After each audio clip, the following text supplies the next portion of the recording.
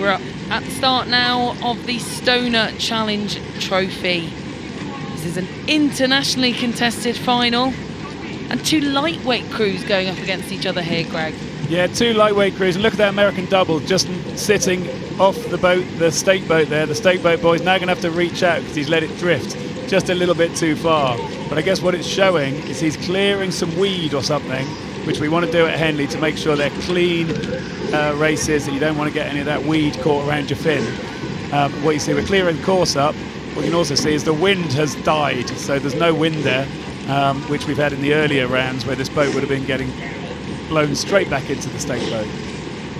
Yeah, hugely different conditions here on the finals day at Henley Royal Regatta 2022. It's so still up here. You've got the shelter of the island. The stream is, you know, almost non-existent. Beautiful flat water here, and you can see the Aussies there, front and centre of your picture, who are enjoying just these moments of calm before what will be one of the most important races, potentially, you know, of their lives, of their season. This, you know, new combination, I think they're going to be feeling the pressure, Greg. They'll be feeling the pressure, and they're trying to remain calm with the distractions that are going on around them. These aren't normal sort of situations, racing on a river like this with a crowd like that. People often shout encouragement, maybe at the times when you don't need it. Can be a bit distracting. They'll be waiting for the umpire's launch to swing in behind them, and then when the umpire comes to their feet, then they'll know it's more or less time to slide forwards. Get ready to square the blades up and get ready to go. Australia, when I see that you are straight and ready, I shall start you like this. Attention, go. Get ready, please. So Molly Reckford and Michelle Sechser will line up for the USA on the left-hand side of your picture, and it will be Annika Reardon and Lucy Coleman for Australia on the Buckinghamshire station on the right-hand side of your screen. They've come forward to take the first few strokes of their final here in the Stonor Challenge Trophy. And there's no wind, there's a few little waves, but they've made their way really nice and cleanly over those. Looking down the line of the boat from Australia, and what a lovely line they've taken off the start, Camilla. Yeah, absolutely awesome here from Reardon and Coleman for the Australian national team. They're a brand new competitive double. They've only just walked onto the international scene a couple of weeks ago at the Poznan World Cup, the second World Cup of the season, and it looks like they got their bows out in front in those first 5 strokes, but the Americans certainly the favourites on paper, having beaten them at that international meetup a few weeks ago. Yeah, but we all know that being compatible on paper doesn't necessarily mean you're going to make a fast boat on the water and you'll team up as a good pairing in the end. So let's see how this one goes. We see Annika Reardon there taking a look to her right, and she's going, yep, we're the Australian lightweight double, that's the American lightweight double, and we're pretty much sitting on their bows. So this is going well so far. Yeah, it just goes to show the pedigree of these international crews, both lightweight crews making the final here in the Stonor Challenge Trophy. And, you know, just to bear in mind, this is an open event. It means that they've come through the rounds having beaten open weight athletes. And both of these currently ranked among some of the best in the world, Greg.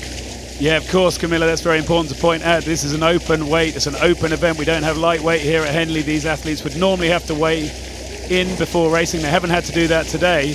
And look how the Australians here, I think the angle is slightly deceiving us, but they're getting out towards that boat length, which will help them at least disappear from view of the Americans beside them.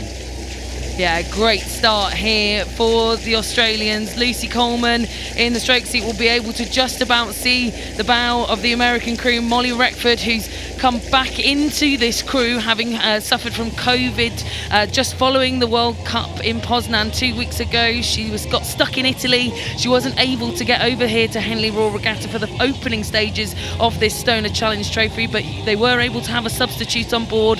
Fellows raced in the earlier stages with Michelle Sechser, but Reckford now back here for the final in what is their quite well-seasoned combination that went to the Tokyo Olympic Games, Greg. Well, all sorts of moving parts as well as moving ducks on the Henley course. And as you say, how will they have been able to deal with the fact that there was that COVID that they had to deal with? having to row with a spare, now having to change the crew again. Hopefully, as you say, it'll be like getting back into a comfy pair of shoes. Then now they're back in the double together. It'll all feel good for them. Well, they're on neutral turf here at Henley Royal Regatta in the UK, the US, the Australians, about as far different of combinations as you could get. Reckford and Sechser, 5th at the Olympic Games in the lightweight double scull category. The Australians, as we've already mentioned, brand new to international competition, a brand new combination, and they've got their season off to a good start. They're going to be really pleased to be up here matching the US at this point in the race. Yeah, they certainly will, and it's lovely. We ask all the athletes what are the highlights of their rowing careers to date, and these two Australian athletes said the highlight so far was picking up the silver medal at the World Cup 2 in Poznan just 2 weeks ago. Let's see whether this could end up being the highlight of their career, whether they could pick up the win at Henley. But as we see this one bow on bow, what do you think we've got here, Camilla? Yeah, this is teeing up to be an absolutely sensational race, and something that we actually expect, from lightweight crews. We often see it on the international stage because the weight of all of these athletes has to be the same. There was a weight limit for their international racing season, of course, not here at Henley Royal, but they need to keep on weight, and it makes for really matched racing usually. Well, it does make for matched racing, and as those stewards there came past that halfway mark, the Forley, I think there was a signal that said the crews are level, but I'm not sure they're level now. I think the crew to the right of our picture, Sechser and Reckford, have moved in front, but they've also moved into the middle, haven't they?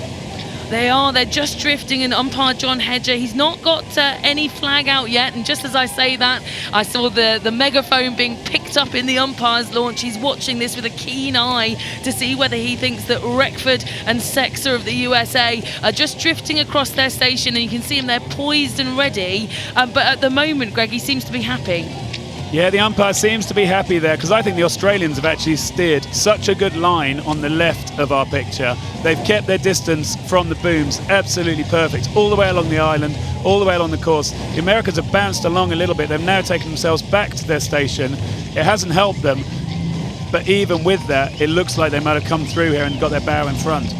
Yeah, still overlap between these two crews. It was a 5-second difference between gold and silver at the second World Cup in Poznan. The USA clinching that gold on that occasion. So still to be within, well, that's probably about a second separating them at this point in the race if we were to convert it. But still, look at this steering. This could cost them a few seconds here, Greg. It's certainly going to cost them a few seconds when you see them wander out like this. And earlier in the week, the headwind was so strong, and we were seeing these pictures and being harsh on people steering. Today, there's no wind on the course. It's pretty calm and nice. I can't help thinking maybe the American doubles here are thinking, let's let ourselves drift into the middle and maybe send our puddles towards them a little bit. This is a little bit of a try and give ourselves as much of a help as we can on this shared course with no boys in the middle to keep us apart. Great little look there from Annika Reardon in the bow seat for the Australian double, the lady from Tasmania. She's the closest at the moment to this USA crew of Reckford and Sechser, and there we have it. And in fact, actually, I thought it was John Hedger. In fact, I think it's Ben Helm umpiring this one. Correction from me there, but he has in fact warned the USA for the first time in this race for their steering. Yeah, I think that's right, that they should be warned for their steering. They should go back. They haven't caused great interference. The Australians on the left of our picture. As you say, Annika Reardon in the bow seat as we have a look now at the back of Molly Reckford. Michelle Sechser in front of her, and they are on their station now. They're in control, and I think they're actually moving. You can see that marker board on the left for everyone on the course to see, the 1 1/8. Showing boat number 1 is the US, boat number 2 is the Australians, and there's nearly a length gap between those two boards, just as there's nearly a length gap between these two crews. Yeah, and there we are, we're looking at the bow seat, Molly Reckford, who's recovered from COVID to be racing here at Henley Royal Regatta today, the Dartmouth alumni who backs up Michelle Sechser in the stroke seat from the University of Tulsa, and they've now broken clear water, and it looks like it's going to be the season combination here over the newcomers to the international scene. The pedigree on paper proving true in this Stonor Challenge Trophy final as the USA Molly Reckford and Michelle Sechser did all the important work in the middle part of this final to triumph in the Stonor Challenge Trophy for elite double sculls here at Henley Royal Regatta. And look, a very calm sort of processing here for the US. No big celebrations from them. That was an incredibly close race, at least for the first 2/3. Tell us how it went. Yeah, that was a really hot race, especially right off the start line. We'd raced that double in Poland just a few weeks ago, and I know those lightweight women, they are fierce competitors. We were with them on the podium in the grand final, and they came off that line swinging. And it's really fun to just start the race off like that.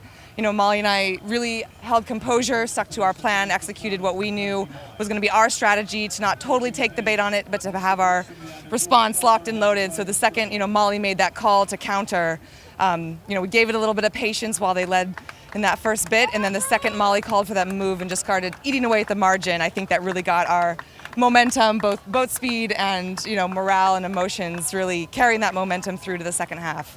And how much do the crowds here help? Oh, so much. I mean, this is probably the largest crowd we've ever raced together in front of.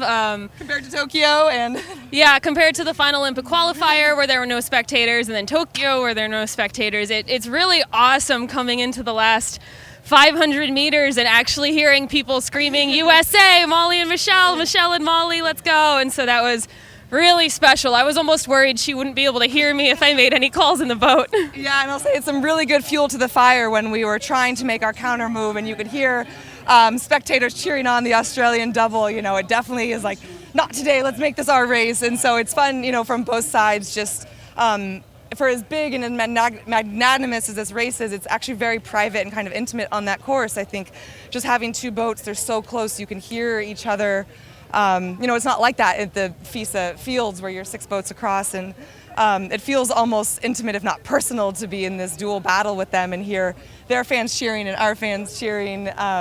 It's really just a special battle out there, so I really enjoyed it. Well, huge congratulations again, and thanks for coming. Thank you so much.